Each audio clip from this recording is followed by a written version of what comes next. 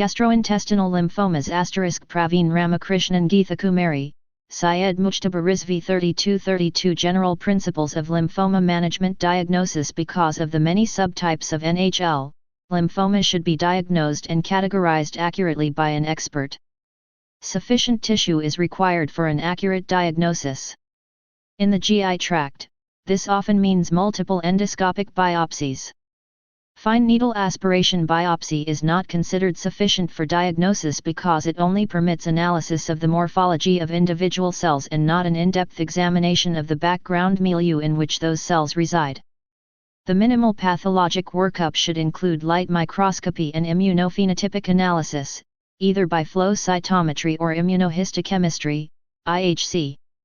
Staining for immunoglobulin light chains assists in the documentation of monoclonality when there is a clear-cut light chain restriction, kappa/lambda ratio or lambda/kappa ratio greater than or equal to 10:1, strongly suggesting B-cell lymphoma. Occasionally, molecular genetic analysis by Southern blot testing or PCR assay is indicated to document monoclonal immunoglobulin or T-cell receptor gene rearrangements, or to assess characteristic oncogene rearrangements.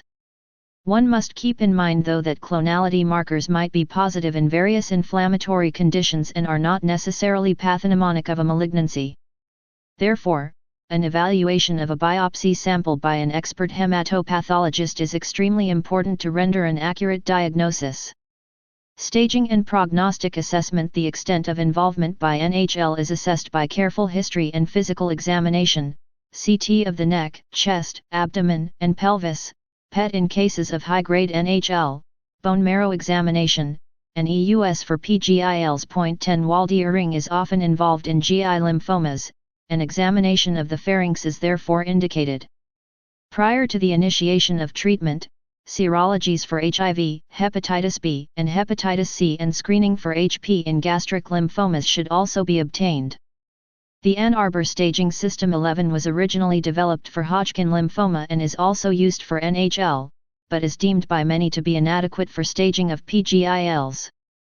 Alternative systems have been proposed. Table 32.1. Point 12 Prognosis is assessed by defining the distinct lymphoma subtype and evaluating clinical features, including tumor stage, age of the patient, performance status, and serum LDH level. The International Prognostic Index, IPI, is a model used to predict outcome in patients with aggressive NHL. 13 This model has been revised as RIPI to reflect the use of the monoclonal antibody, rituximab, directed against CD20,14 and has been prospectively validated, retaining its predictive value in the rituximab era. Treatment varies according to lymphoma subtype and stage, but it should be noted that the best treatment for many GI lymphomas remains controversial. Whereas many large controlled trials have defined the best treatment for many nodal lymphomas, this is not the case for GI lymphomas. Thus, many treatment recommendations are based on small case series and extrapolation from results with nodal lymphomas. Prior to the initiation of treatment with systemic chemotherapy, interested patients should receive counseling regarding fertility preservation in addition to the side effect profile of drugs being used. 15 We also routinely screen patients for chronic infections such as HIV, HBV, HCV, and HP in lymphomas involving the MALT.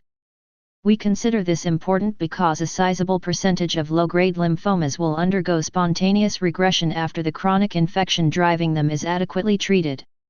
Gastric lymphomas. Primary gastric lymphomas account for 5% of gastric neoplasms, with an increasing trend worldwide. 16 The stomach is the most common extranodal site of lymphoma and accounts for 68% to 75% of PGILs. 17 Most of these gastric lymphomas are classified as marginal zone B-cell lymphoma of the MALT type or as diffuse large B-cell lymphoma, DLBCL.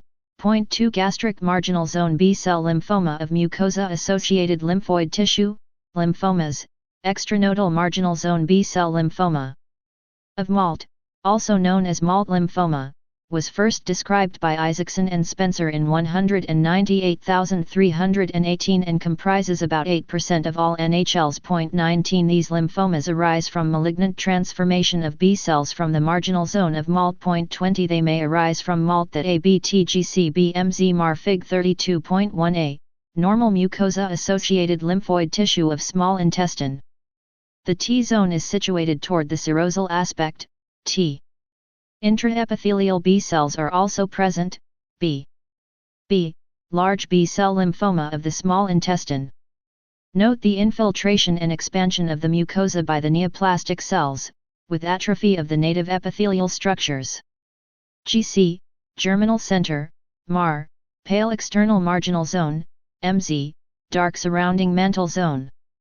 Courtesy of Dr. Pamela Jensen, Dallas, TX. 444 Part 4 Topics involving multiple organs exists under normal physiologic circumstances, e.g., in Peyer's patches of the gut, or from MALT associated with infection or an autoimmune process. For example, gastric tissue normally does not contain MALT but may acquire it in response to chronic HP infection, see Chapter 52. Point 21 The phenomena of lymphocytic homing, which involves interaction between circulating lymphocytes and endothelial venules mediated by lymphocyte integrins and tissue-specific addressins, is key to extranodal lymphomagenesis. Point 22 Malignant transformation occurs in a small percentage of patients with acquired gastric MALT and results in a lymphoma with generally indolent behavior. The malignant process appears to be driven to a large degree by chronic HP infection because eradication of this infection leads to regression of the lymphoma in 50% to 80% of cases. Point 23,24 Epidemiology Gastric marginal zone B-cell lymphoma of MALT represents 38% to 48% of gastric lymphomas. Point 25 The incidence varies according to the incidence of HP in the population being assessed. Thus, the incidence in northeastern Italy, where the rate of HP infection is very high, is roughly 13 times the incidence in the United Kingdom. Point 26 The median age at diagnosis of gastric MALT lymphoma is approximately 60 years, with a wide age range, with men and women affected equally. The male-to-female ratio is equal. Point 27 Cause and pathogenesis HP infection. Several lines of evidence support the key role of HP in the development of gastric MALT lymphoma, see Chapter 52. Infection by HP is present in the vast majority of cases of gastric MALT lymphoma. Point 28 The epidemiologic studies cited earlier have shown a close correlation between the prevalence of HP infection and gastric lymphoma in a given population. 29,30 and case control studies have shown an association between previous HP infection and subsequent development of gastric lymphoma. 31 In vitro studies have shown that gastric MALT lymphoma tissue contains T cells that are specifically reactive to HP. These HP-reactive T cells support the proliferation of neoplastic B cells. 32 Gastric MALT lymphoma can be induced in murine models by chronic Helicobacter infection. 33 Many groups have documented the regression of gastric MALT lymphoma after eradication of HP. Point 23,24 34 Of interest, responses of small intestinal and rectal lymphoma to HP eradication have been reported. 35-36 Although a consistent role of the organism at these non-gastric sites is not clear. Lymphomas have also been reported in patients with Helicobacter pneumoniae infections, with resolution after eradication of the infection. 37 Evidence for antigen-driven B-cell proliferation. As noted previously, the B-cell immunoglobulin variable region, V, genes undergo somatic hypermutation during the T-cell-dependent B-cell response to antigen 4, which leads to the production of new antigen receptors with altered antigen binding affinity. Resultant B-cell clones that express higher affinity antigen receptors have a survival advantage over B-cell clones containing receptors with lower affinity. Thus, somatic mutation is a marker for antigen-driven selection of B-cell clones. Sequence analysis of malignant B cells from gastric MALT lymphoma shows that the immunoglobulin genes have undergone somatic mutation. 38 Genetic studies. There are 4 main chromosomal translocations in extranodal marginal zone lymphomas, T11, 18, Q21, Q21, T14, 18, Q32, Q21, T1, 14, p22, q32, and T, 3, 14, p14.1, q32. The most common translocation, T, 11, 18, q21, q21, is found in 30% of cases, but its incidence varies with disease site. It is more common in cases involving the stomach and lung, but rare in other sites. 39,40 The T, 11, 18, q21, q21, translocation results in the reciprocal fusion of the API2 and MALT1 genes. API2 is an apoptosis inhibitor, and MALT1 is involved in nuclear factor kappa B, NF-kappa B, activation. MALT lymphomas with this translocation do not respond as well to antibiotic therapy aimed at eradicating HP infection similar to lymphomas without this infection. 23 However, these lymphomas are also less likely to have other chromosomal translocations or transform to more aggressive large cell lymphomas. 39,41 The T, 14, 18, q32, q21, variant results in the translocation of the MALT1 gene on chromosome 18q21 to the immunoglobulin gene heavy chain enhancer region, leading to its overexpression, thus differing from the T, 14, 18, translocation of FL, which involves the BCL2 gene.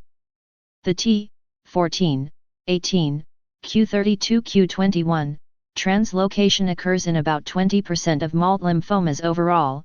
Although the incidence varies according to the disease site, it is rare in the GI tract but more common in lymphomas occurring in the salivary glands and ocular adnexa. 39 Table 32.1 Staging systems for primary gastrointestinal lymphomas. Stage modified Paris staging system ** TNM staging system, modified for gastric lymphoma, Ann Arbor staging system. Tumor involvement ITI N0 T2 N0 T1 N0 M0 IE. Mucosa, submucosa T2 N0 M0 IE muscularis propria T3 N0 M0 IE serosa 2 extending into abdomen II1 equals local nodal involvement T1-3 N1 M0 IE perigastric or periintestinal lymph nodes II2 equals distant nodal involvement T1-3 N2 M0 IE more distant regional lymph nodes II penetration of serosa to involve adjacent organs or tissues T4 N0 M0 IE invasion of adjacent structures 4 disseminated extranodal involvement or concomitant supradiaphragmatic nodal involvement T1-4 N3 M0 IE lymph nodes on both sides of the diaphragm T1-4 N0-3 M1 IV distant metastases, e.g., bone marrow or additional extranodal sites, * modified from Rusconiformis Strauss A, Drago 6b, Morgner A, ETAL Paris staging system for primary gastrointestinal lymphomas. Gut 2003, 52:912-3. GI, gastrointestinal, TNM, tumor node metastasis. Chapter 32 Gastrointestinal lymphomas 445-32 Approximately 5% of gastric MALT lymphomas have a T, 1, 14, p22, q32, translocation. 42 In this translocation, the BCL10 gene is brought under the control of the immunoglobulin heavy chain gene enhancer, deregulating its expression. This translocation has been detected only in patients with MALT lymphomas, but those with it often have concurrent trisomies of chromosomes 3, 12, and 18. It is more commonly found in advanced stage cases, which are less likely to respond to HP eradication. Finally, the T, 3, 14, p14.1, q32, translocation results in the juxtaposition of the gene for the transcription factor FOXP1 on 3p14.1, next to the immunoglobulin gene heavy chain enhancer region, leading to deregulation of FOXP1, 43 that is necessary for B-cell development. 44 Common molecular pathways from mucosa-associated lymphoid tissue lymphoma chromosomal translocations. The first three translocations listed earlier all activate nuclear factor kappa B, NF-kappa B, a transcription factor that increases cell activation, proliferation, and survival. See chapters 1 and 2. 45,46 In unstimulated B and T lymphocytes, NF-kappa B is sequestered in the cytoplasm because it is bound to IB, an inhibitory protein. Phosphorylation of Ib targets it for ubiquitination and degradation, thus releasing NF-kappa B, which then translocates to the nucleus to function as a transcription factor. The pathways through which Ib is phosphorylated are tightly regulated and involve BCL10 and MALT1. Excessive BCL10 or MALT1 activity occurring as a consequence of T11, 18, T14, 18, or T1, 14, leads to constitutive NF-kappa B activation. 39 Model for the pathogenesis of gastric mucosa-associated lymphoid tissue lymphoma. A model for the pathogenesis of gastric MALT lymphoma suggests that the evolution of the disease is a multistage process, comprising the sequential development of HP gastritis, low-grade B-cell lymphoma, and then high-grade B-cell lymphoma. 42 This model is supported by gastric biopsies obtained from patients with chronic gastritis taken years before the onset of lymphoma, showing B lymphocytic clones that later gave rise to a clinically evident lymphoma. In this model, HP infection elicits an immune response in which T and B cells are recruited to the gastric mucosa, where MALT is then formed.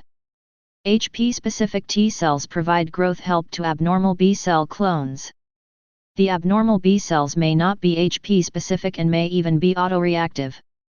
However, their continued proliferation, initially, depends on T cell help.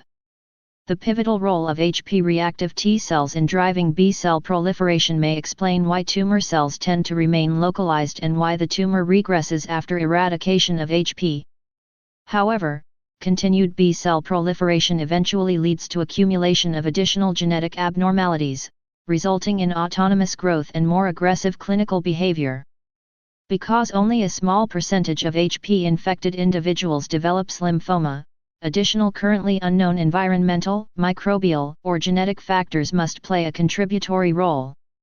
Genetic polymorphisms affecting genes such as IL-1RN and GSTT1 involved in inflammatory responses and antioxidative capacity may be partly responsible for the genetic background for MALT lymphomagenesis. 47 HP strains expressing certain proteins such as CAG-A and oxidative damage have been suggested to play a role in the development of gastric lymphoma. 48 Pathology, gross appearance and location. Low-grade gastric MALT lymphomas may present as a single lesion or as multiple lesions. Unifocal disease usually presents as ulcerated, protruding, or infiltrating masses, but may also manifest as erosions or simply erythema. They are most commonly located in the antrum. Histology. The key histologic feature of low-grade MALT lymphoma is the presence of lymphoepithelial lesions, Fig. 32.2. 18,49 These lesions are defined as the unequivocal invasion and partial destruction of gastric glands or crypts by tumor cell aggregates. It should be noted, however, that these lesions can sometimes be seen in cases of florid chronic gastritis. Tumor cells are small to medium-sized lymphocytes, with irregularly shaped nuclei and moderately abundant cytoplasm. The morphology of these cells can vary from small lymphoplasmacytoid cells to monocytoid cells that have abundant pale cytoplasm and well-defined borders. 50 Scattered larger cells or transformed lymphoblasts may also be seen. The lymphoma cells infiltrate the lamina propria diffusely and grow around reactive follicles. The germinal centers may be invaded, a phenomenon termed follicular colonization. Because there is a continuous spectrum from the transition of gastritis to lymphoma, diagnosis of borderline cases can be difficult. Various parameters may assist in the distinction, such as the prominence of lymphoepithelial lesions, degree of cytologic atypia, and presence of plasma cells with Dutcher bodies, periodic acid Schiff-positive intranuclear pseudo-inclusions. The presence of large cells can add further complexity to the diagnosis. 16 The low-grade MALT lymphoma may have scattered large cells, but the tumor is composed predominantly of small cells. At the other end of the spectrum, gastric lymphomas that contain only large cells or only small areas of small cell MALT-like lymphoma should be classified as DLBCLs, see later. 5 In between the ends of this spectrum are low-grade lymphomas in the process of evolving into more aggressive lymphoma, with increasing numbers of large cells being observed with transformation. Immunophenotype. Gastric MALT lymphoma cells have the typical immunophenotype of marginal zone B cells. They express pan-B antigens, CD19, CD20, and CD79A, and they lack expression of CD5, CD10, CD23, and cyclin D1.2. Further immunostaining by experienced pathologists can aid in identifying lymphoepithelial lesions, see Fig 32.2, and in distinguishing follicular colonization from FL, a rare occurrence in the stomach, see later. Fig 32.2 photomicrograph showing a lymphoepithelial lesion characteristic of gastric mucosa-associated lymphoid tissue lymphoma. Cytokeratin stain demonstrates invasion and destruction of some gastric glands by a monomorphic population of lymphocytes. Note for comparison the uninvolved normal glands in the bottom center of the photograph. Special stains, not shown, demonstrated HP, Courtesy Drive. Edward Lee, Washington, D.C. 446 Part 4 Topics involving multiple organs. Molecular tests of monoclonality. Southern blotting or PCR assay of immunoglobulin heavy chain rearrangement can assist in the documentation of monoclonality. It should be noted that B-cell monoclonality may be detected in HP-associated gastritis, see Chapter 52. Although monoclonality may predict for later development of lymphoma, monoclonality alone does not allow a diagnosis of lymphoma. Thus, molecular tests should always be considered in the context of histologic findings. Clinical features. Symptoms, signs, and laboratory tests. The most common symptoms are dyspepsia and epigastric pain.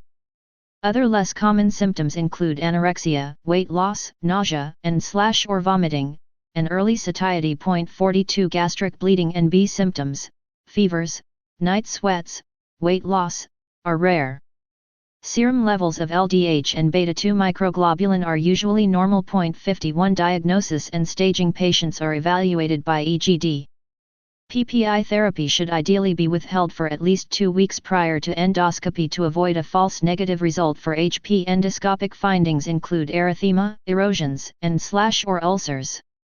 Diffuse superficial infiltration is typical for MALT lymphoma, whereas masses are more commonly seen in DLBCL, Fig 32.3, and aggressive NHL.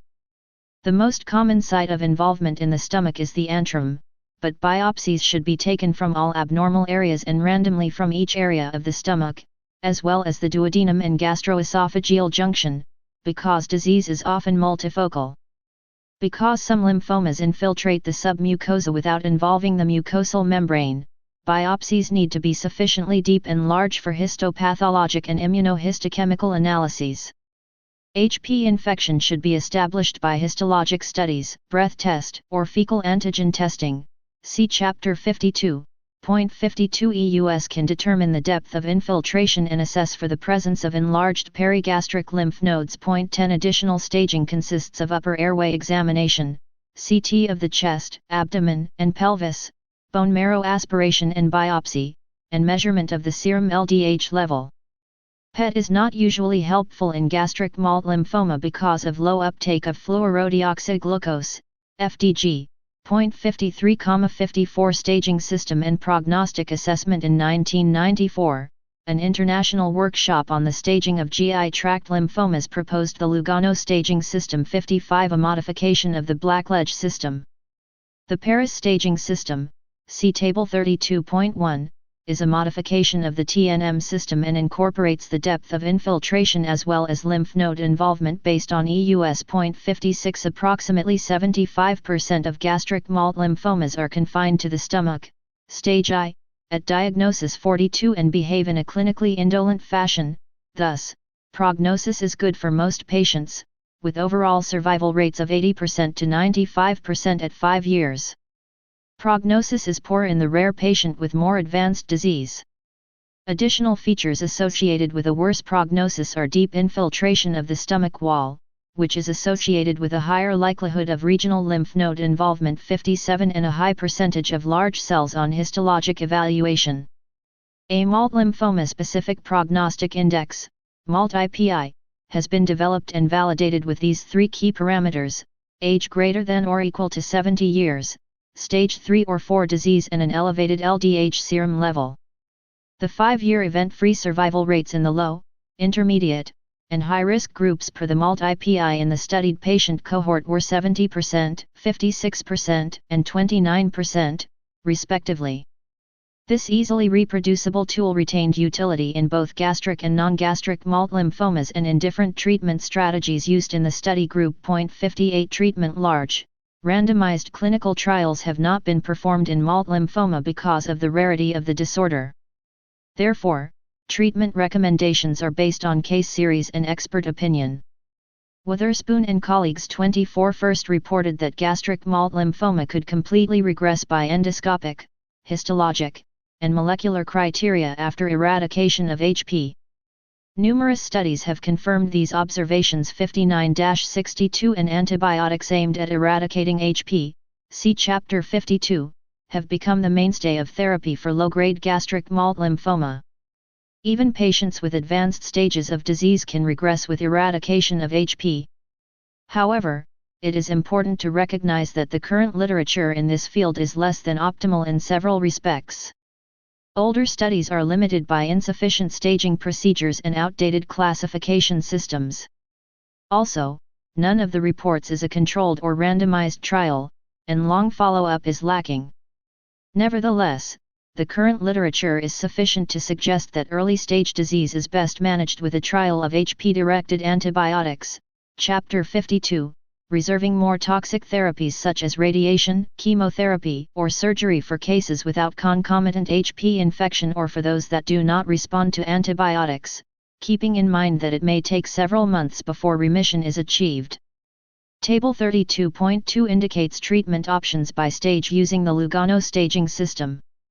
Stage I disease. Most patients fall into this category and can be treated with antibiotic therapy aimed at eradication of HP.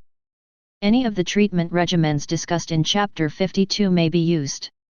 Follow-up endoscopy with multiple biopsies should be done 3 to 6 months after the completion of therapy to document clearance of infection and to assess lymphoma regression. 57 Regression of lymphoma, but not necessarily complete regression, is usually evident at this initial post-treatment examination. Patients with persistence of infection should be treated with a second-line antibiotic regimen, see Chapter 52. 63 Histopathology at this initial post-treatment examination can predict ultimate response, with biopsies showing only small foci of lymphoma being predictive. Fig 32.3 Endoscopic appearance of diffuse large B-cell lymphoma of the stomach with multiple umbilicated lesions adjacent to the gastroesophageal junction. One large ulceration is seen just beyond the squamocolumnar junction. Chapter 32 Gastrointestinal lymphomas 447 32 of subsequent complete regression and biopsies showing diffuse persistent disease predicting a low likelihood of subsequent complete regression. The Witherspoon Index was initially proposed, 1993, as a histologic tool to evaluate therapy response, but its utility has been more for initial diagnosis. The Groupe d'études des lymphomas de l'adult post-treatment histologic evaluation system, 2003, 64 is an effective, reproducible criteria to monitor therapeutic courses of gastric lymphomas, Table 32.3. Patients are then followed with endoscopy approximately every 6 months for 2 years and then yearly. Overall, approximately 75% of patients with stage I disease confined to the mucosa and submucosa achieve complete remission. 30 The median time to remission is 5 months, with remission usually occurring within 12 months.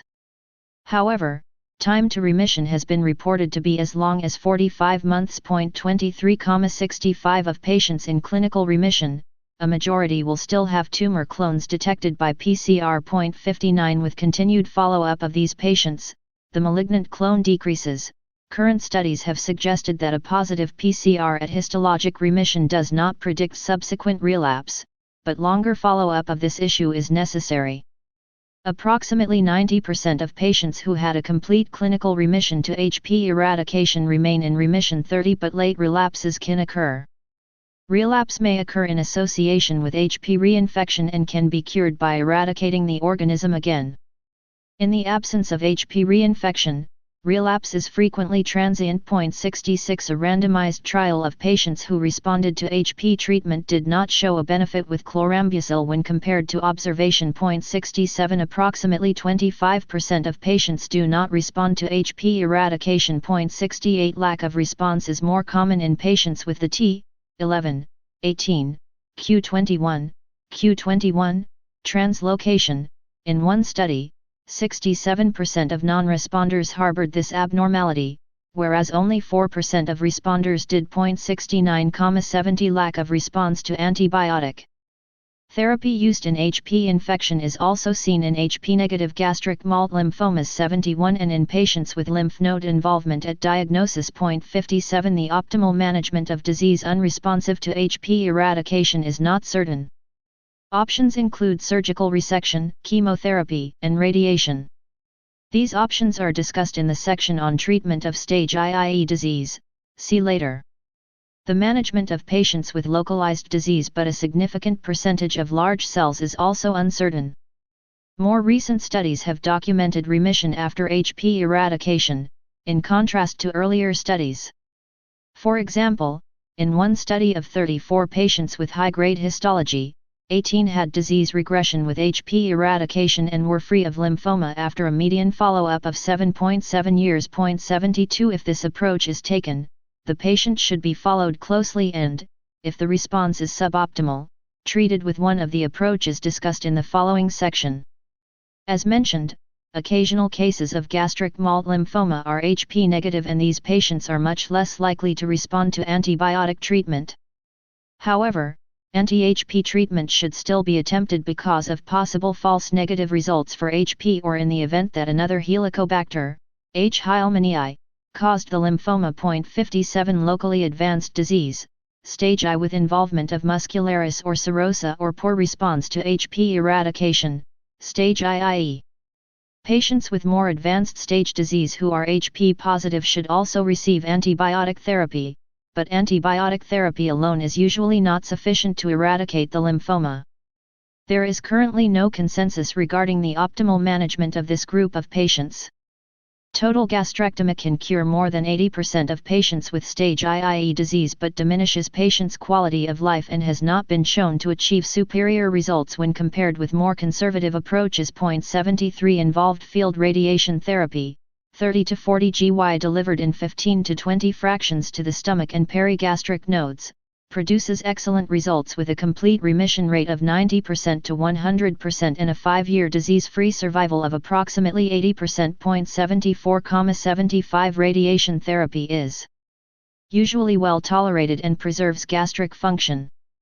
Thus, it has become the preferred therapy for patients with advanced stage disease, those who are negative for HP, and those with persistent disease despite HP treatment. 76 Other treatment options in this group include chemotherapy, immunotherapy, combined chemoimmunotherapy or newer novel, target-specific chemotherapeutics such as ibrutinib.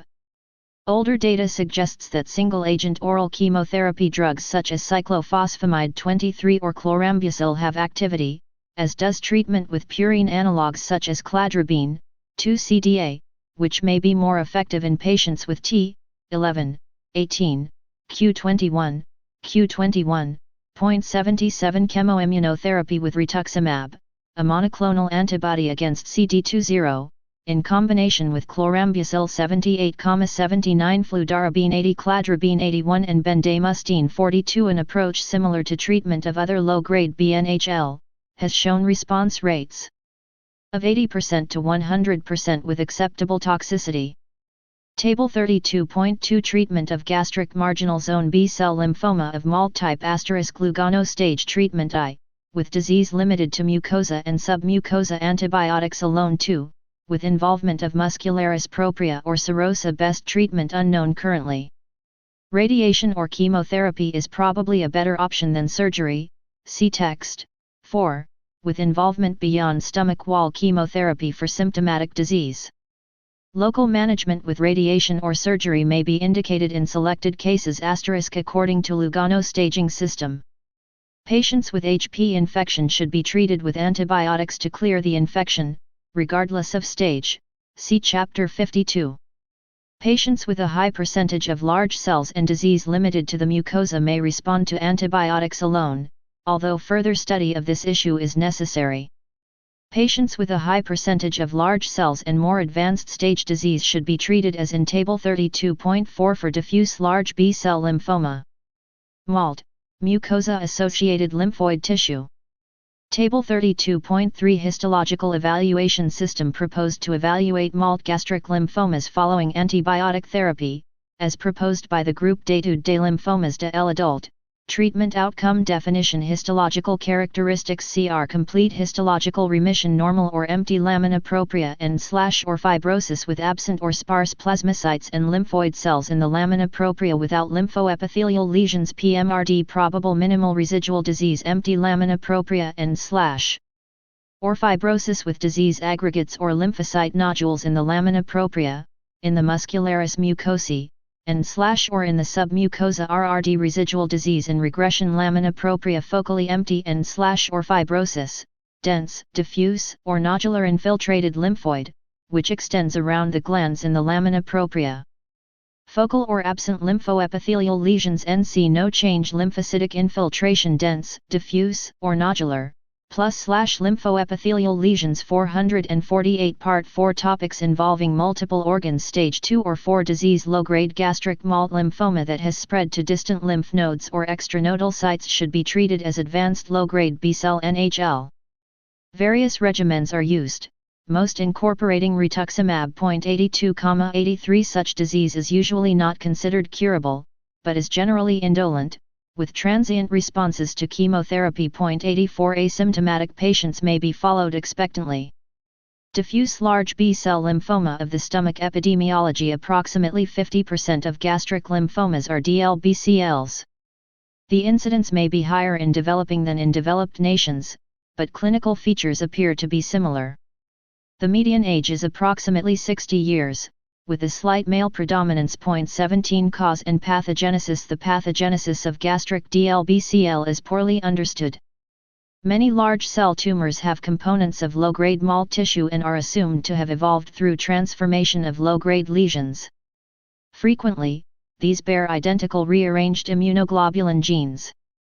According to the WHO classification, this is now referred to as diffuse large B-cell lymphoma with areas of marginal zone MALT-type lymphoma. 5 However, other DLBCLs have no evidence of associated low-grade MALT tissue. It is unclear whether de novo gastric DLBCL has a worse prognosis than DLBCL with areas of marginal zone MALT-type lymphoma. 85 If the large cell lesions commonly arise from progression of low-grade lesions, then conceivably HP may have a role in the initial pathogenesis. One study has suggested that HP infection is more common in patients whose large cell lesions had a low-grade component. 86 Also, observation of a response of early-stage large cell lymphomas to HP eradication has suggested a role for the organism, at least in some cases. 72,87 As outlined earlier in the discussion of tentative models for HP-induced lymphoma, large cell transformation resulting from genetic events, including loss of p53 and p16, may lead to tumor cells losing their dependence on HP for growth. 2 A high incidence of somatic mutations in rearranged immunoglobulin heavy chain variable genes in one study of DLBCLs of the stomach has implicated antigen selection in the genesis of the lymphoma. Pathology DLBCL may appear grossly as large ulcers, protruded tumors, see Fig 32.3, or multiple shallow ulcers. 88,89 The most common sites of involvement are the body and antrum of the stomach. Tumors with a low-grade component are more likely to be multifocal than tumors with no low-grade component. Large cell lymphomas typically invade the muscularis propria layer or even more deeply. Microscopic examination reveals compact clusters, confluent aggregates, or sheets of large cells that resemble immunoblasts or centroblasts, most often with a mixture of the two. Fig 32.4.2 From 25% to 40% of cases show evidence of derivation from MALT, including dense infiltration of centrocyte-like cells in the lamina propria and typical lymphoepithelial lesions. 86 Immunophenotypic analysis shows expression of one or more B-cell antigens, CD19, CD20, CD22, CD79A, and CD45.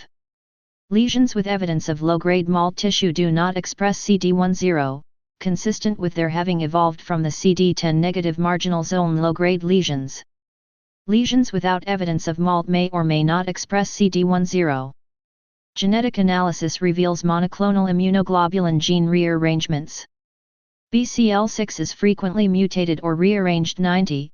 If this is seen along with translocation involving MYC, the lymphoma is referred to as a double-hit DLBCL, or based on WHO 2016 classification, high-grade B-cell lymphoma with MYC and BCL2N/ or BCL6 rearrangements. 5 MYC translocation along with rearrangements in either BCL2N/ or BCL6 are increasingly being recognized as adverse prognostic features, and most experts modify treatments based on it, using more intense chemoimmunotherapy regimens. Similarly, increased expression of MYC and BCL2 by IHC staining is associated with relatively poor outcomes. Although colloquially referred to as double expressor, this category is not formally recognized by WHO yet, and outside of the setting of a clinical trial, most experts continue to use standard R-CHOP for it. It is worth discussing the evolution in terminology regarding DLBCLs of the stomach. Many pathologists have referred to lymphomas arising in MALT with high-grade features, with or without a component of low-grade disease, as high-grade gastric MALT lymphomas. However, those involved in the development of the WHO classification were concerned that many clinicians had come to regard the term gastric MALT lymphoma as synonymous with a lesion that responds to antibiotics. This is usually not the case with high-grade lesions arising in MALT. Therefore, those involved in formulating the WHO classification 5 agreed to use the term extranodal marginal zone B-cell lymphoma of MALT type for low-grade lesions, and the term diffuse large B-cell lymphoma for high-grade lesions, leaving out the term MALT. Low-grade lesions involving MALT often contain varying proportions of large cells, with a worse prognosis in relation to increased percentage of large cells. However, at this point, a precise grading system for this situation has not been devised and remains a goal of ongoing research. Clinical features: patients present with epigastric pain, 70%, or dyspepsia, 30%, symptoms similar to those patients with gastric adenocarcinoma. 88,91 Large tumors may cause obstruction. Ulcerating lesions may be associated with GI bleeding. B symptoms: fevers, night sweats, weight loss, and elevated serum LDH levels are uncommon. Staging consists of EGD, see Fig 32.3, upper airway examination, CT of the chest, abdomen, and pelvis or PET-CT scan, bone marrow aspiration and biopsy, and measurement of the Fig 32.4 photomicrograph showing diffuse large B-cell lymphoma in stomach. There is a dense infiltrate of medium-sized to large lymphoid cells within gastric mucosa. Courtesy Dr. Veena Chen, UT Southwestern Medical Center, Dallas, TX. Chapter 32 Gastrointestinal Lymphomas 449 32 Serum LDH level. In addition, EUS plays an important role in assessing depth of stomach wall involvement. HP infection should be assessed. It is detected in 35% of patients with DLBCL of the stomach and is more common in those with concomitant gastric MALT. 88 Most patients have stage I or II disease by the Ann Arbor staging system. 92 However, as other staging systems have been developed, the use of various systems has made it difficult to compare results of different series. Treatment: the optimal management of DLBCL of the stomach is controversial, but the current consensus recommends chemoimmunotherapy with or without radiotherapy as a replacement for surgery. Table 32.4.88 Traditionally, localized disease was approached with surgery alone or surgery followed by radiation and/or chemotherapy for patients with poor prognostic features. 93 This approach had the advantage of providing diagnostic and staging information and avoided the risk of gastric perforation or bleeding that was believed to result from treatment with chemotherapy or radiation. Approximately 70% of patients with stage I disease are disease-free 5 years after surgery. 94 However, several investigators have questioned the role of surgery in the management of localized gastric DLBCL. They noted that with the availability of endoscopy, surgery was no longer necessary for diagnosis and, with the availability of CT and EUS, surgery was no longer necessary for staging. In addition, the risk of gastric bleeding or perforation during chemotherapy is lower than 5%, and only a few of those who bleed require urgent gastrectomy. 95 Surgery, however, carries a 5% to 10% risk of mortality and is associated with significant morbidity. Thus, chemotherapy and radiation were investigated as alternatives to surgery. Retrospective studies have shown similar outcomes in patients treated with surgery alone versus chemotherapy alone. 17 A prospective study of patients with DLBCL of the stomach who were randomized to surgery, surgery plus radiotherapy, surgery plus chemotherapy, or chemotherapy alone showed improved complete response rates and overall survival for patients who received surgery plus chemotherapy and chemotherapy alone when compared with those who received surgery alone or surgery plus radiotherapy. 96 The German multi-center study GET NHL 01/92 was a prospective non-randomized study of surgery in conjunction with chemotherapy and radiation versus chemotherapy and radiation alone for primary gastric lymphoma in localized stages. Whether the treatment included surgery was left to the discretion of each participating center. There was no difference in survival rate between those who received surgery followed by chemoradiotherapy and those who received chemoradiotherapy alone. 97 These results were confirmed in a subsequent, larger, prospective non-randomized trial, GET NHL 02/96.98 for patients with advanced stage nodal DLBCL. The addition of rituximab, a monoclonal antibody against CD20, to CHOP, cyclophosphamide, doxorubicin hydroxydonorubicin, vincristine oncovin, prednisone, chemotherapy improves overall survival when compared with CHOP alone. 99-102 This combination has also been administered to patients with gastric DLBCL and found to be safe and effective. 103-104 The necessity of radiation therapy in the management of gastric DLBCL is controversial. A small retrospective study of patients with stage I or II primary gastric high-grade DLBCL treated with chemotherapy with or without radiotherapy has shown decreased relapse rates in patients who received consolidative radiotherapy. 95 However, this study included only 21 patients, of whom 3 relapsed, and it is thought that a prospective randomized trial is needed. Thus, standard management of gastric large B-cell lymphoma follows standard management of nodal large B-cell lymphomas. The treatment of localized, stage I or II, nodal large B-cell lymphoma consists of 3 to 6 cycles of combination chemotherapy, typically the CHOP regimen, given with rituximab, with radiation generally given if using abbreviated chemotherapy, 3 cycles instead of 6. 105-106 Experts are increasingly using a more intense regimen, Darapuk, rituximab, etoposide, prednisone, vincristine oncovin, cyclophosphamide, doxorubicin hydroxydonorubicin, for patients with double-hit DLBCL or high-grade B-cell lymphoma with MYC/BCL2/BCL6 rearrangement. This regimen is primarily based on retrospective data, which shows increasing numbers of complete remissions achieved with this regimen and patients achieving complete remission having the best chance of long-term disease-free survival. No prospective data comparing the two regimens based on double-hit status of DLBCL is available. Darapuk, however, for garden variety DLBCL does not lead to better outcomes and carries a risk of more prominent side effects based on data from a prospective trial, COLGB/Alliance 50303, presented at American Society of Hematology annual meeting in 2016.107. Similarly, increased expression of MYC and BCL2 by IHC staining is associated with relatively poor outcomes. Although colloquially referred to as double expressor, this category is not formally recognized by WHO as yet and, outside of the setting of a clinical trial, most experts continue to use the standard R-CHOP regimen for it.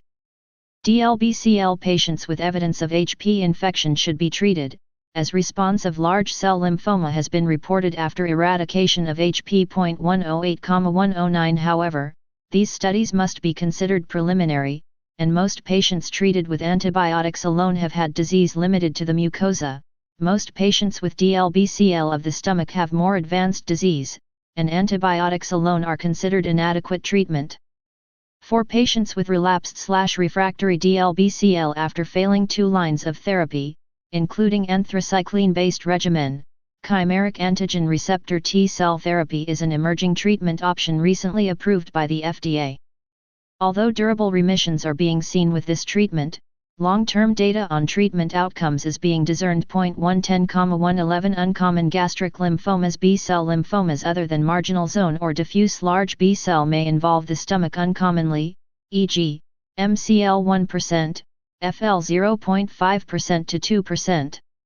Gastric lymphomas of T-cell origin have rarely, 1.5 to 4%, been reported. 112-114 Small intestinal lymphomas. Small intestinal lymphomas may be divided into B and T cell tumors and account for 20% to 30% of PGILs. 115 The B cell table. 32.4 Treatment of diffuse large B cell lymphoma of the stomach. Lugano stage treatment. I-CHOP times 3 to 4 cycles and RT plus rituximab 2, II1, II2, IE-CHOP times 3 to 4 cycles and RT and rituximab 4 CHOP times 6 to 8 cycles and RT and rituximab *. According to the Lugano staging system, optimal management of this entity is controversial. However, the developing consensus seems to favor combined chemotherapy and radiation and avoidance of surgery. See text. Cyclophosphamide, doxorubicin hydroxydonorubicin, vincristine oncovin, prednisone. RT, radiotherapy, usually, 30 to 40 GY in 20 to 30 fractions. The suggestion for the addition of rituximab in this setting involves extrapolation of randomized data from nodal diffuse large B-cell lymphoma. 450 Part 4 Topics involving multiple organs. Tumors include immunoproliferative small intestinal disease, IPSID, and various non-IPSID subtypes, including marginal zone B-cell lymphoma of MALT, DLBCL, MCL, FL, and Burkitt lymphoma. Relatively few reports have described the various non-IPSID small intestinal lymphomas, and large series have tended to group together all the lymphoma subtypes when cataloging manifestations and treatment outcomes. 116-118 Given the lack of information about these diseases with regard to their behavior in the intestine, it is probably best to consider them in light of the well-described features of their nodal counterparts. Thus, marginal zone and FLS are regarded as indolent processes, incurable but controllable by chemotherapy, and often associated with a relatively long survival. DLBCLs, MCLs, and Burkitt lymphomas are more aggressive processes, which generally require chemotherapy as part of their management. T-cell lymphomas of the small intestine are usually enteropathy-type intestinal T-cell lymphomas. Other forms of T-cell lymphoma have been rarely reported.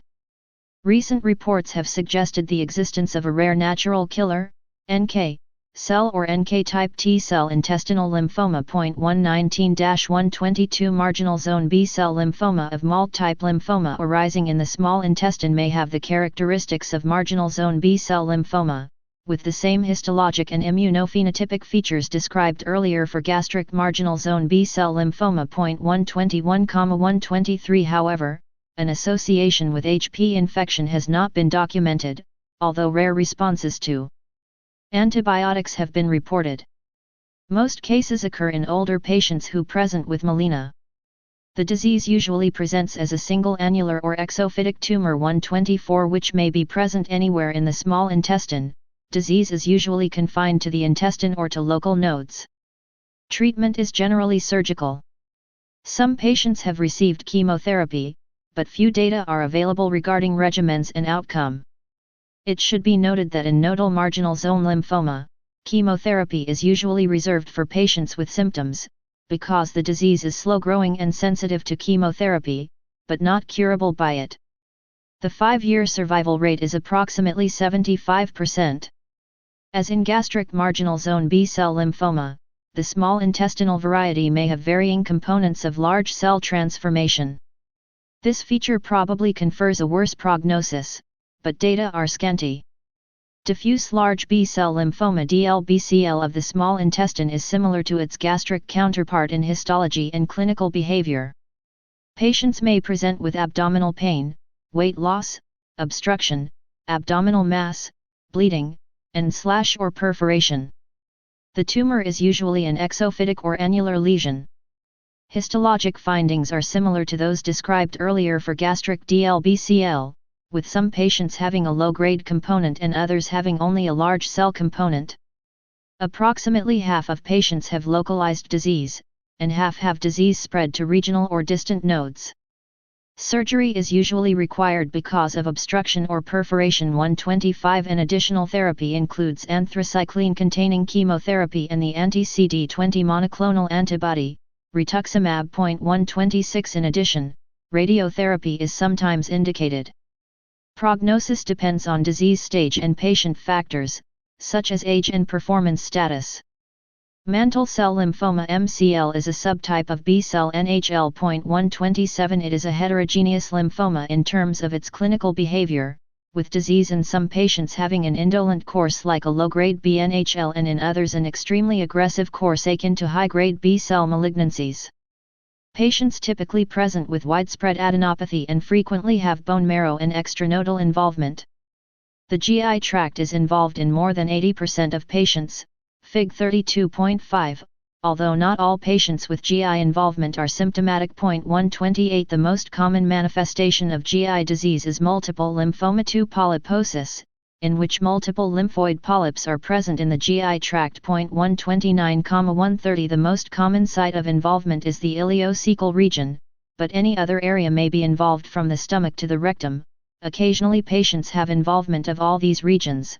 Fig 32.6, see also. Fig 32.5. Involvement of the GI tract may also occur without the appearance of multiple polyps, and the GI tract as the only site of involvement has been reported. When patients have symptoms related to GI involvement, they usually include pain, obstruction, diarrhea, or hematochezia. It should be noted that multiple lymphoma 2 polyposis can also be seen with other lymphomas, especially marginal zone B-cell lymphomas of MALT and FLS microscopically. MCL involves the mucosa and submucosa, and the malignant cells have the appearance of small a, the stomach, A, and in the colon, B. Fig 32.5 Endoscopic appearance of mantle cell lymphoma presenting as multiple lymphoma 2 polyposis in Chapter 32 Gastrointestinal lymphomas 451 32 Atypical lymphocytes, which may surround benign-appearing germinal centers or may efface the lymphoid tissue. The tumor cells express Pan-B markers and the T-cell marker CD5. The disease is characterized by T11, 14, Q13, Q32, a translocation that results in rearrangement and overexpression of the BCL1 gene encoding the proto-oncogene cyclin D1.131. Patients with obstructive tumor masses require surgical therapy, but the mainstay of treatment is chemoimmunotherapy. Aggressive presentations of MCL are also usually consolidated with an autologous stem cell transplant in first remission after induction chemotherapy followed by maintenance rituximab. 132 Although MCL is initially responsive to chemotherapy, it eventually becomes refractory. Median survival is 3 to 5 years. The Bruton tyrosine kinase inhibitor ibrutinib has been approved for use in refractory or relapsed MCL. 133,134 Follicular lymphoma Follicular B-cell lymphomas of the GI tract are rare. 135 The most common presentation is as an obstructing lesion in the terminal ileum. As noted, patients with this diagnosis may also present with the gross appearance of multiple lymphoma 2 polyposis. Microscopically, most FLS are composed of small cleaved lymphocytes, or centrocytes, Fig 32.7, with a varying admixture of large cells. The disease is characterized by T14, 18, Q24, Q32, a translocation that results in overexpression of the BCL2 gene. 136 Obstructing lesions require surgical management. Chemotherapy and radiation are sometimes indicated for the management of this indolent but incurable disorder. Duodenal type FL, DFL, is a newly recognized entity in the 2016 WHO classification update. Unlike other FLS, DFL is almost always incidentally detected on endoscopy, solitary or multiple nodules, or polypoid lesions, between 1 and 5 mm, diagnosed at a low grade and stage, and stays localized to most commonly the second portion of the duodenum. By gene expression profile and pathogenesis, it appears more closely related to MALT lymphoma than FL due to the excellent prognosis, median survival greater than 12 years, associated with this disorder. Most experts recommend a wait-and-watch strategy to management. 137,138 Burkitt lymphoma. Burkitt lymphoma is a highly aggressive malignancy that in patients who are HIV-negative presents either as an endemic form, observed in Africa, or a sporadic form. 139 In the sporadic form, patients usually present with disease in the abdomen, with involvement of the distal ileum, cecum, and/or mesentery. Burkitt tumor cells are monomorphic, medium-sized cells with round nuclei, multiple nucleoli, and basophilic cytoplasm, Fig. 32.8. The involved lymphoid tissue microscopically has a starry sky appearance caused by numerous benign macrophages that have ingested apoptotic tumor cells. 140 The tumor cells express B-cell-associated antigens and surface immunoglobulin. Most cases have a translocation of the c-Myc gene on chromosome 8. Either to the immunoglobulin heavy chain region on chromosome 14 or to one of the immunoglobulin light chain regions on chromosomes 2 or 22, resulting in a T, 8, 14, T, 2, 8, or T, 8, 22, translocation. 141 Burkitt lymphoma is rapidly fatal without treatment but responds immediately to institution of aggressive chemotherapy. Treatment carries a high risk of tumor lysis syndrome. Cure rates are 50% to 90%, depending on the extent of the disease. 142,143 Immunoproliferative small intestinal disease epidemiology. IPSID, also known as alpha heavy chain disease and as Mediterranean lymphoma, is confined to certain regions of the world, especially AB. Fig. 32.6 Multiple lymphoma. 2 Polyposis, mantle cell lymphoma. A. Gross specimen showing numerous small polypoid lesions in the cecum. Additional synchronous and metachronous lesions were present or later developed in the ileum and the duodenum, as well as the rectum and sigmoid colon. B. Low-power photomicrograph of ileum shows multiple discrete sites of mucosal and submucosal involvement by lymphoma. 2 Polyposis. Courtesy Dr. Edward Lee, Washington, D.C. Fig. 32.7 Photomicrograph showing follicular lymphoma, World Health Organization Grade 2. Neoplastic lymphoid follicles are evident, involving the wall of the small intestine and effacing the normal architecture, hematoxylin and eosin, low power. Courtesy Dr. Imran Shehab and Dr. Pamela Jensen, Dallas, TX. 452 Part 4 Topics involving multiple organs. North Africa, Israel, and surrounding Middle Eastern and Mediterranean countries. 144 IPSID is seen less often in other areas, including Central and South Africa, India, and East Asia, and South and Central America. A diagnosis in North America or Europe should be questioned, unless the patient has previously lived in an endemic area.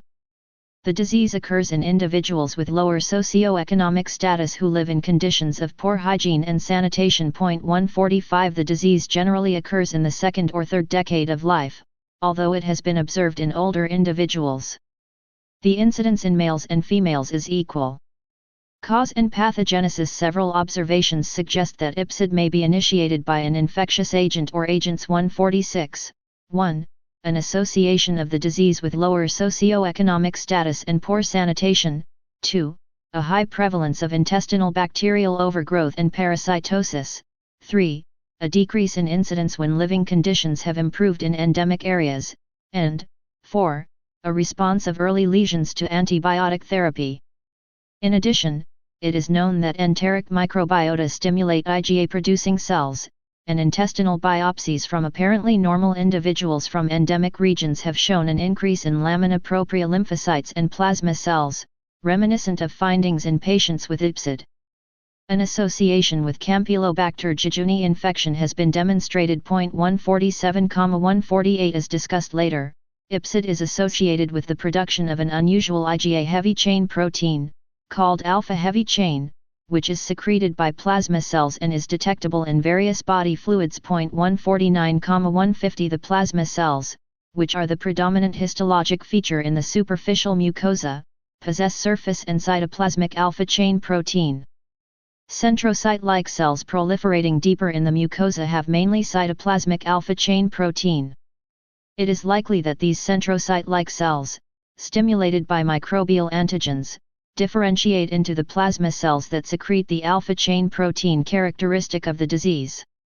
Genetic analyses have revealed that cellular proliferations are monoclonal, even in early lesions. 151,152 Thus, it can be proposed that in a way somewhat analogous to HP-associated gastric malt, lymphocytes in intestinal malt may be stimulated by infectious agents, in particular C.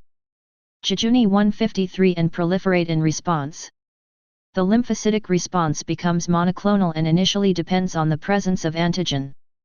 However, with time, the malignant cells acquire additional genetic changes, causing them to lose their dependence on antigen persistence.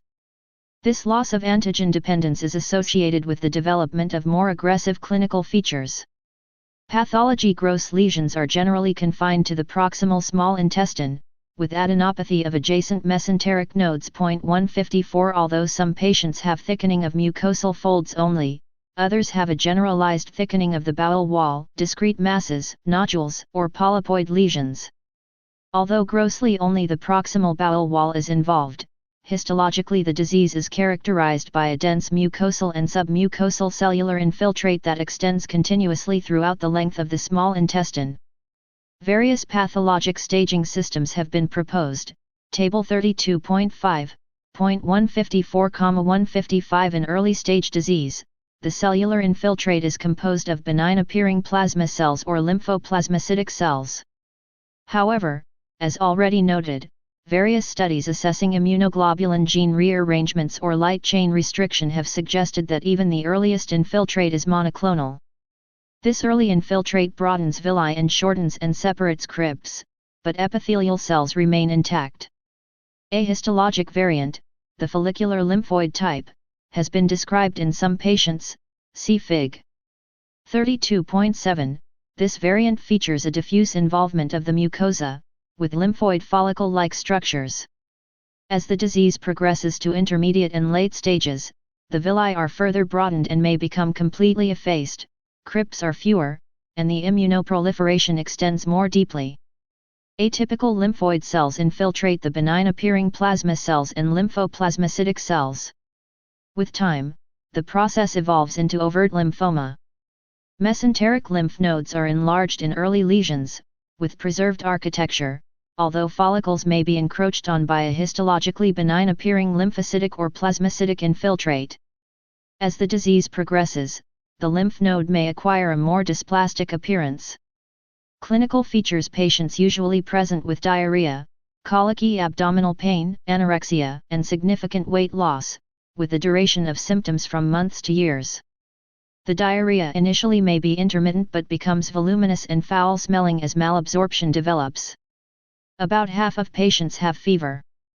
Physical examination reveals evidence of malnutrition, digital clubbing, and peripheral edema. Late physical manifestations are ascites, A/B Fig 32.8 Burkitt lymphoma. A. Diffuse involvement of the small bowel by Burkitt lymphoma. Note infiltration around native glandular structures. B. High power view showing brisk mitotic activity and background macrophages. CD20 immunostaining, not shown, was strongly positive within the tumor population. A. HNE, times 20, B. HNE, times 600. Courtesy Dr. Pamela Jensen, Dallas, TX. Chapter 32 Gastrointestinal lymphomas 453-32 Hepatosplenomegaly, an abdominal mass, and peripheral lymphadenopathy. Endoscopy may reveal thickened mucosal folds, nodules, ulcers, or evidence of submucosal infiltration, rendering the intestine immobile, tender, and indistensible. Small bowel barium radiographs show diffuse dilation of the duodenum, jejunum, and proximal ileum, with thickened mucosal folds. Patients are frequently anemic because of vitamin deficiencies, and the erythrocyte sedimentation rate is elevated in 1/3 of cases. The circulating lymphocyte count is low, and measures of humoral and cellular immunity are impaired. Stool examination frequently reveals Giardia lamblia infestation. As noted, C. jejuni has been implicated in a high percentage of patients by PCR assay, DNA sequencing, fluorescence in situ hybridization, and immunohistochemical studies on intestinal biopsy specimens. 153 Serum IgG and IgM levels may be high or low. IgA levels are usually low or undetectable. The characteristic and unique laboratory abnormality is the presence of the alpha chain protein. 156 This 32 to 34 kD protein is a free alpha-1 heavy chain with an internal deletion of the variable, VH, and CH1 regions. It is devoid of light chains and thus corresponds to the Fc portion of the alpha-1 subunit of IgA. The alpha chain protein amino terminal contains sequences that are not homologous to any known immunoglobulin sequence. These changes are often the result of insertions or deletions, usually involving the VHJH and CH2 regions. 147 But the source of inserted genetic material is unknown. The alpha chain production migrates as a broad band within the alpha-2 and beta regions on serum protein electrophoresis.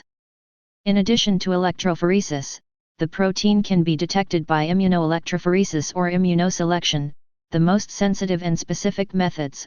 147 in serum, urine, saliva, or intestinal secretions. Detection of alpha chain protein from these sources is more likely in patients with early disease than in patients with more advanced disease, but, regardless of stage, alpha chain protein can be detected in tissue sections in most cases of IPSID by immunofluorescence or immunoperoxidase staining of plasma or lymphoma cells. 156 It has been postulated that chronic antigenic stimulation of the intestinal IgA secretory apparatus results in the expansion of several plasma cell clones. Eventually, a structural mutation occurs in a particular clone, resulting in an internal deletion of part of the alpha heavy chain. This leads to an inability to make light chains and results in secretion of alpha chain protein rather than intact IgA. 144,147 Diagnosis and staging. Because the more malignant appearing histology may be present only in deeper layers of the intestine, endoscopic biopsy alone is often considered an inadequate evaluation. Staging laparotomy is therefore strongly recommended by some authors to allow full-thickness intestinal biopsy and biopsy of mesenteric lymph nodes. 157 However, some investigators do not routinely perform laparoscopy or laparotomy, instead, upper and lower GI endoscopy, small bowel series, bone marrow biopsies, and fine needle aspiration of enlarged lymph nodes are performed. 158 One of the staging systems may then be applied, see Table 32.5. More advanced disease, poor performance status, and comorbid illnesses portend a worse prognosis. Treatment. Because of the relative rarity of this lymphoma, no large trials investigating therapy have been carried out. 158,159 Patients. Often Table 32.5 Pathologic staging systems for immunoproliferative small intestinal disease. World Health Organization, A. Diffuse, dense, compact, and apparently benign lymphoproliferative mucosal infiltration, I. Pure plasmacytic, 2. Mixed lymphoplasmacytic, B. As in, A. Plus circumscribed immunoblastic lymphoma, in either the intestine and/or mesenteric lymph nodes, C.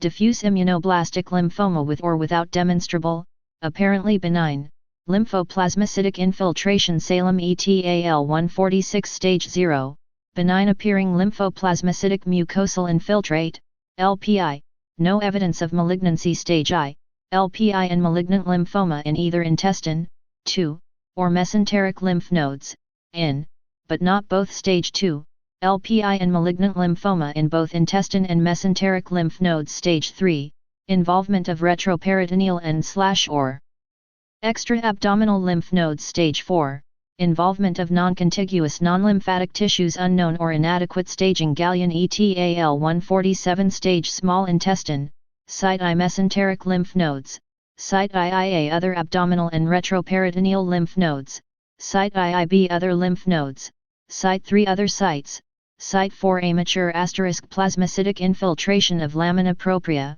with no OR. Limited disorganization of general lymph node architecture, inconstant and variable villus atrophy.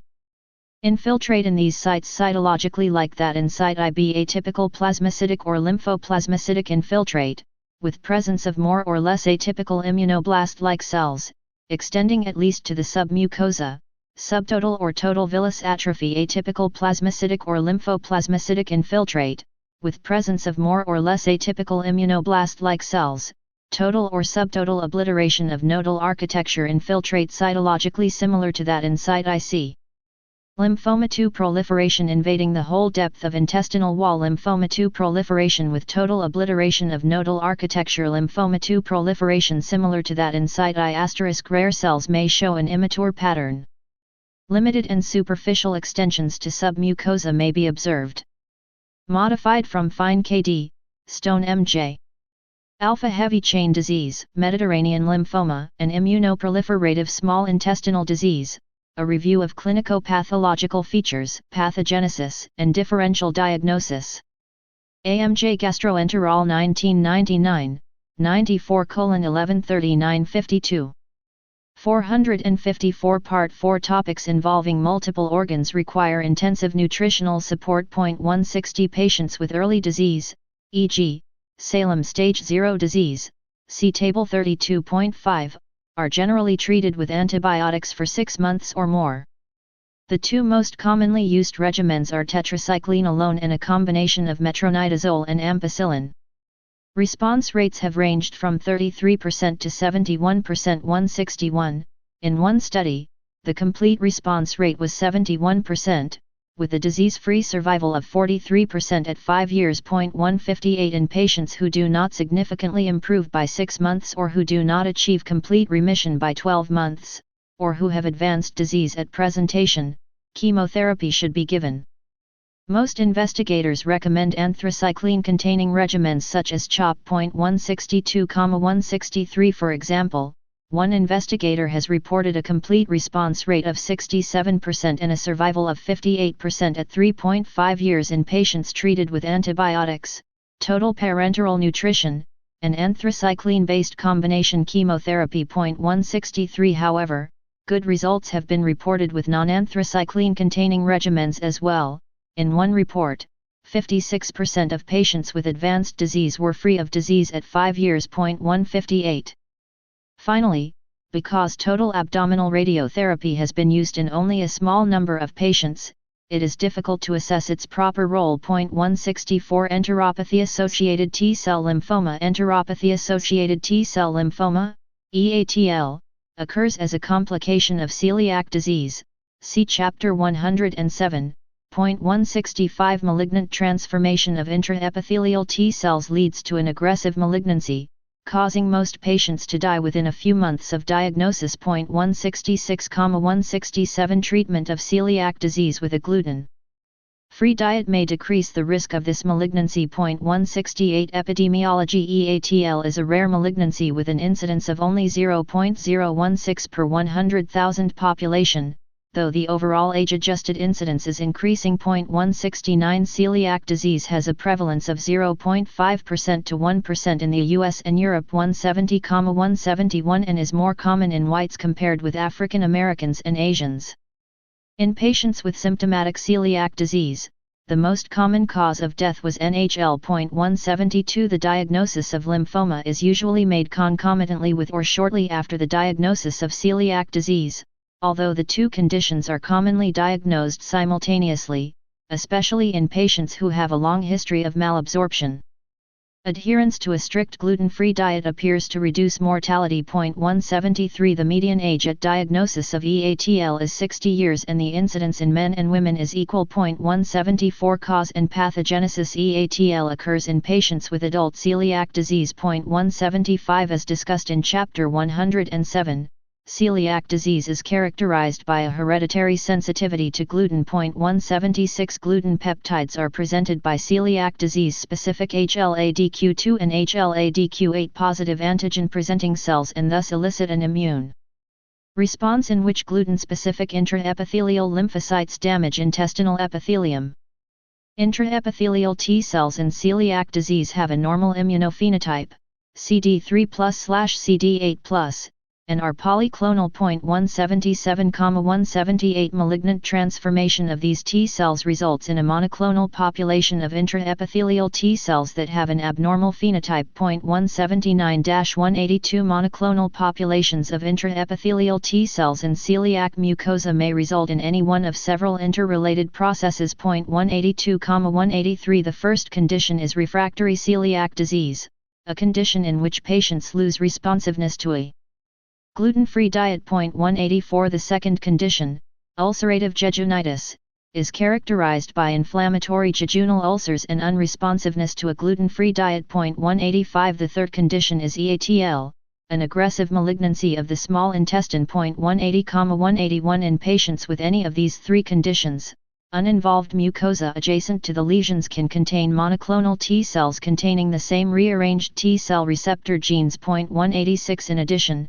patients with ulcerative jejunitis can subsequently develop EATL, in which the same clone is isolated in the jejunitis and the subsequent lymphoma. Thus, these three conditions have come to be considered to represent a spectrum of disorders mediated by monoclonal intraepithelial T cells. Comparative genomic hybridization studies have shown recurrent chromosomal gains in EATL at chromosomes 9q, 7q, 5q, and 1q and recurrent losses at 8p, 13q, and 9p. A gain at 9q is the most common, seen in 58% of cases examined. 187 Another study has shown that loss of heterozygosity at 9q21 is a frequent finding. 188 In addition, one study has suggested that gain of chromosome 1q may be an early event in lymphomagenesis. 189 Pathology Tumors typically occur in the jejunum but may be seen in other sites of the small intestine. Lymphoma may occur in single or multiple sites. Grossly, the lymphomas commonly appear as ulcerating lesions, with circumferential involvement of the small bowel. Lesions may also appear as nodules, plaques, or strictures, but large masses are uncommon. Mesenteric lymph nodes are often enlarged, either because of tumor involvement or of edema and reactive changes. Distant sites, especially the bone marrow or the liver, are sometimes involved. Histologically, the lymphoma is generally characterized by large, highly pleomorphic cells with numerous, bizarre, multinucleated forms, with an inflammatory background. A minority of patients, 10% to 20%, may have monomorphic medium-sized cells, Fig 32.9. This was previously termed type 2 EATL and is currently called monomorphic epitheliotropic intestinal T-cell lymphoma, MITL, 5 and may occur in the absence of celiac disease. MITL has an increased incidence in Asian and Hispanic populations. Uninvolved mucosa usually has the typical appearance of celiac disease, with villus atrophy, crypt hyperplasia, plasmacytosis in the lamina propria, and an increase in intraepithelial lymphocytes, see Chapter 107. However, the enteropathy may be subtle in some cases, with only an increase in the intraepithelial lymphocytes. According to 62 patients identified to have EATL in the International Peripheral T-Cell Lymphoma Project, immunophenotyping typically shows that the malignant cells are CD3+, Fig 32.9 Photomicrograph of enteropathy type intestinal T-cell lymphoma in a patient with celiac disease. Mesenteric fat of the small bowel wall is involved with a monomorphic population of small to intermediate-sized irregular T lymphocytes. Cells were positive for CD2, CD3, and CD7, and negative for CD5. T-cell gene rearrangement studies were positive, i.e., showed a clonal band indicating a clonal T-cell process. Courtesy Dr. Edward Lee, Washington, D.C. Chapter 32 Gastrointestinal Lymphomas 455 32 CD2+, CD5, CD4, CD8+, CD30+, CD103+, and contain cytotoxic granules recognized by the antibody TIA 1.190. Monoclonal T-cell populations can also be detected in mucosa not involved by lymphoma. Whole genome analysis and HLA genotyping has identified two subtypes of EATL. 191 Type I is CD56 negative, pathogenically linked to celiac disease, and shares an HLA-D1 genotype pattern with refractory celiac disease. Mitral, previously type 2 EATL, is CD56+, MYC+, and shows an HLA-DQB1 genotype pattern like that of the normal Caucasian population. Clinical features: patients may have a history of documented celiac disease, with the time to development of lymphoma varying widely. However, at least half of patients have celiac sprue diagnosed at the same time as the lymphoma. The most common symptoms at presentation are abdominal pain, weight loss, diarrhea, or vomiting. Less common symptoms may include fever, night sweats, and small bowel obstruction or perforation.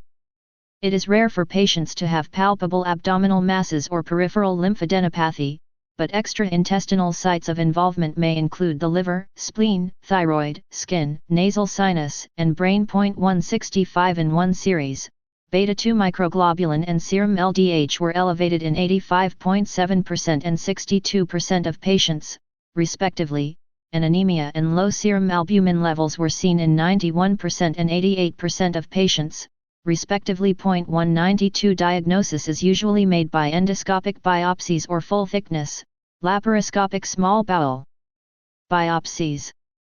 Traditionally, patients were staged with CT and bone marrow biopsies, but 18-FFDG PET-CT appears to be more sensitive and specific than CT in differentiating EATL from refractory celiac disease. 193 The Lugano system been proposed as a staging system, but its utility in assessing prognosis is unclear. 55 Treatment: no large controlled trials of therapy for EATL have been reported. Thus, standard treatment is not well defined. Typically, patients are treated with a combination of surgery and chemotherapy. 192 Surgery involves removal of as much tumor as is feasible. Intensive chemotherapy is then administered postoperatively, with the most common regimens being ones that contain anthracyclines such as CHOP in older adults and CHOP with etoposide in younger adults. 174 The 5-year overall survival rate with anthracycline-based chemotherapy alone is approximately 10% to 20%. For this reason, and based on retrospective data, most experts recommend an autologous stem cell transplant in first remission for the more robust patients with no or minimal medical comorbidities. Nutritional status is commonly poor, requiring parenteral nutrition. Because of poor nutritional and performance status, less than 50% of patients are candidates for systemic chemotherapy, and of those, less than 50% can complete the prescribed treatment regimen. Relapse occurs at a median of 6 months from the time of diagnosis in approximately 80% of patients, usually in small bowel sites. Various salvage regimens have been tried for patients with relapsed disease, but few relapsed patients have survived. 194 Poor results with conventional chemotherapy has led to the investigation of high-dose chemotherapy followed by autologous stem cell transplantation in the minority of patients with inadequate performance status. A retrospective study of autologous stem cell transplantation by the European Group for Blood and Marrow Transplantation, including 44 patients transplanted between 2000 and 2010, showed a 4-year relapse incidence, progression-free survival, and overall survival of 39%, 54%, and 59%, respectively. 195 Therapy with novel agents has also been attempted. Alemtuzumab, Campathy, an anti-CD52 monoclonal antibody, has been used to treat refractory celiac disease. 196 As well as brentuximab vedotin, an anti-CD30 monoclonal antibody conjugated to monomethyl-auristatin E, an antimitotic agent. 197 Conceivably, earlier diagnosis may improve the outcome. The diagnosis should be considered for patients who present in midlife with celiac disease and for those who have clinical deterioration after having been stable on a gluten-free diet. Uncommon small intestinal lymphomas: natural killer type T cell intestinal lymphoma, extranodal NK T cell lymphoma, nasal type, is a distinct pathologic entity in the WHO classification of hematolymphoid malignancies. 5 Very rare cases of intestinal NK cell lymphomas have been described. 198 Most of the cases reported have not involved patients with celiac sprue or sensitivity to gluten. 120,121 Optimal management of this very rare disorder has not been determined. Most data come from East Asian countries, and traditional regimens such as CHOP and CHOEP have high treatment failure rates. Aggressive regimens such as DVIC, dexamethasone, etoposide, ifosfamide, carboplatin, and SMILE, dexamethasone, methotrexate, ifosfamide, L-asparaginase, etoposide, with and without radiation, have been used with some degree of success.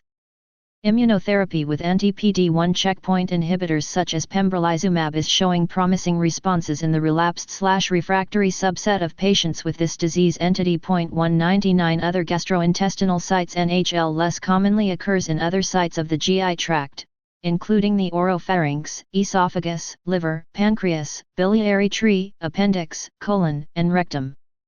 Signs and symptoms reflect the site of presentation. Because of the relative rarity of these disorders, literature is fairly limited. Therefore, definitive conclusions cannot be reached about the optimal management of these more unusual GI lymphomas. Standard principles of lymphoma management dictate diagnostic procedures, staging, prognostic assessment, and treatment. As is the case for all lymphomas, histology and stage guide treatment. Waldeyerring lymphomas are usually diffuse large cell lymphomas, but other histologies may be present instead. 200,201 Endoscopy and imaging of the remainder of the GI tract should be included in the staging workup, because lymphoma 2 involvement in other sites may accompany Waldeyerring involvement. Ann Arbor stage I or II diffuse large cell lymphoma is managed with combined anthracycline-based chemotherapy and/or local radiotherapy. 106 Primary hepatic lymphoma is more common in men and has a median age of onset of approximately 50 years. 202,203 Primary hepatic lymphoma can present as a single, large, multilobulated mass or as single or multiple nodules. The histology is usually diffuse large B-cell, but MALT lymphoma, extranodal marginal B-cell lymphoma, has been reported as well. Rare cases of T-cell hepatic lymphoma have been reported. Diagnosis is usually made by needle biopsy. Because of the rarity of the disease, optimal therapy is uncertain.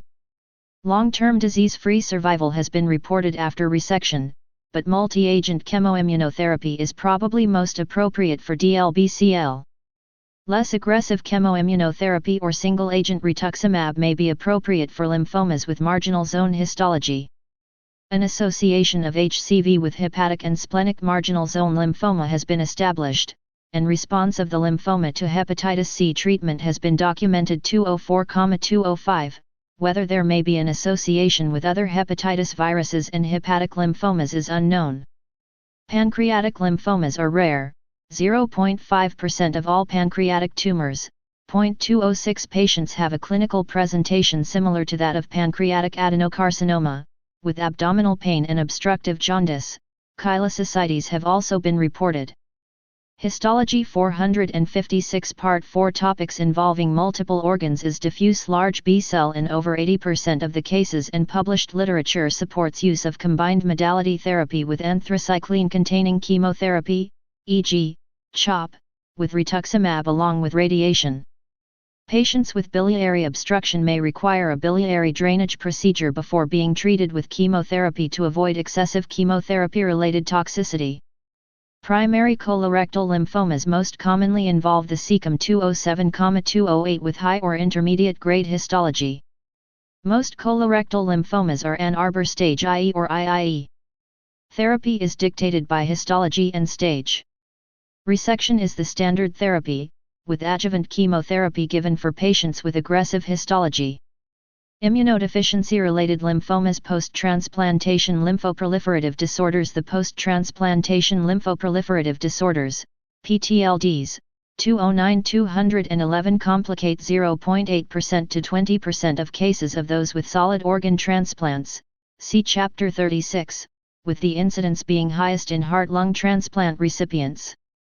PTLDs are also seen in bone marrow transplant recipients, particularly in patients receiving T-cell depleted allografts. PTLD results from proliferation of Epstein-Barr virus, EBV, transformed B-cell clones that have developed in part because of immunosuppression. 212 The histologic appearance of PTLD is highly variable, with lesions being polymorphic or monomorphic, resembling a lymphoma. The histology may reflect infectious mononucleosis, aggressive NHL, or plasmacytoma. Lesions may be polyclonal, oligoclonal, or monoclonal. Monoclonal lesions, similar in appearance to low-grade lymphomas such as FL, marginal zone lymphoma, small lymphocytic lymphomas, by convention, are not considered PTLD. The clinical presentation also varies greatly, with some patients having a syndrome resembling infectious mononucleosis and some having a more lymphoma-like presentation, with nodal or extranodal disease. Involvement of extranodal areas is common, with the GI tract being a common site. The literature regarding the treatment of PTLD suffers from a lack of prospective trials and lack of standardized histologic classification. The treatment approach varies, but usually consists initially of withdrawal/modulation of immunosuppression for polymorphic PTLD.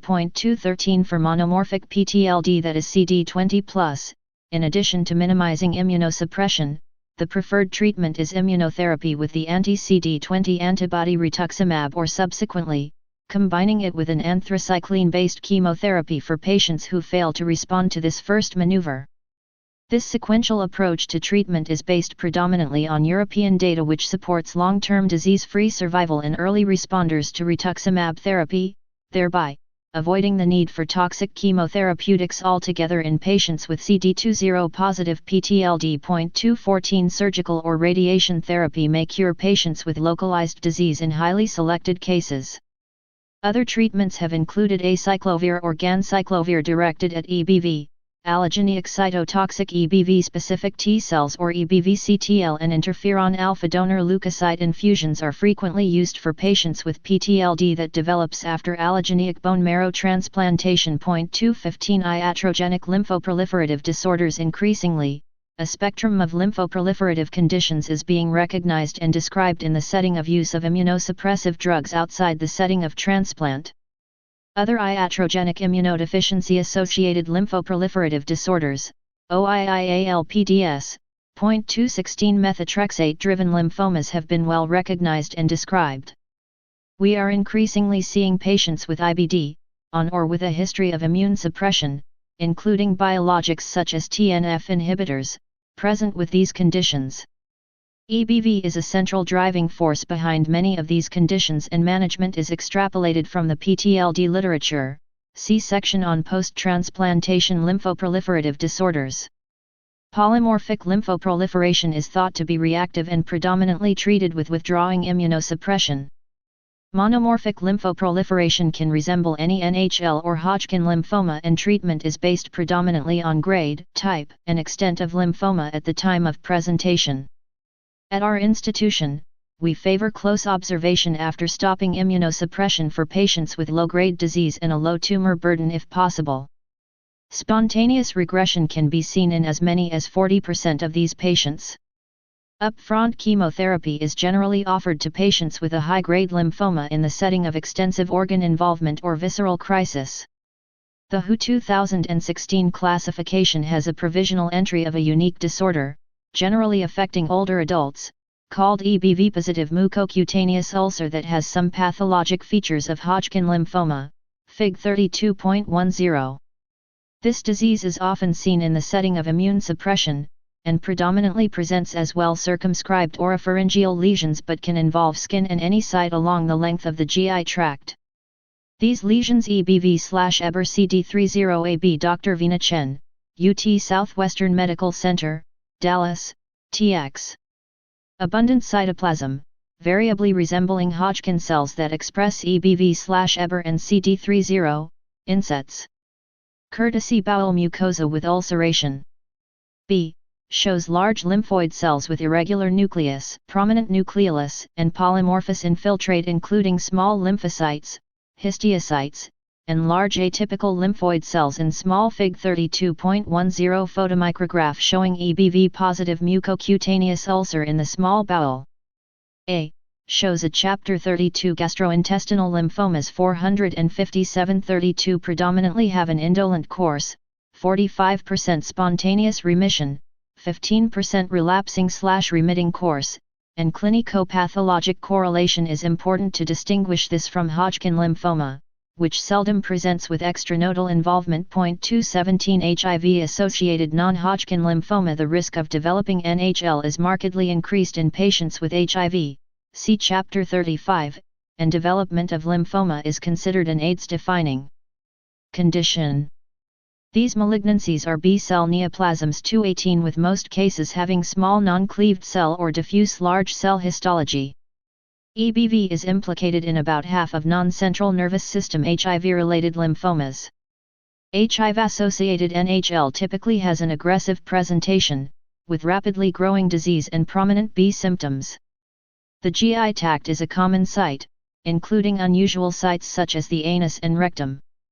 Historically, chemotherapy has been poorly tolerated and lower-dose chemotherapy regimens have been used.